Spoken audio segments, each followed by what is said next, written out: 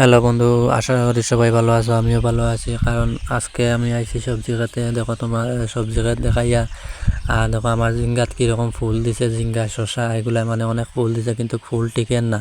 কারণ হইলো গান্ধী ফুকে মারে, এর জন্য ফুল টিকে না।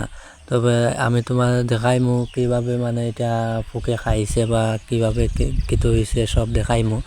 আর আমার লগে পুরা ভিডিওটা দেখবা।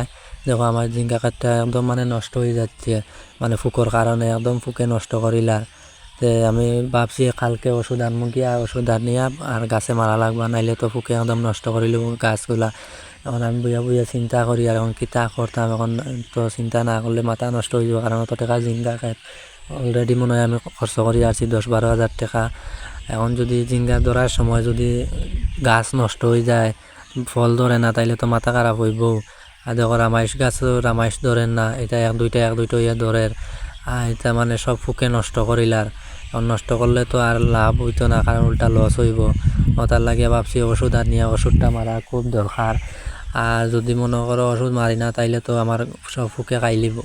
আর নতুন নতুন গাছ আরও নিচে লাগাইছি, এটাও মাটির নিচে সব ফুকে খাইলা। তো এটা সব এখন কালকে ওষুধ আনিয়া সব ওষুধ মারিয়া তারপরে গিয়া এটা ফল টিকব।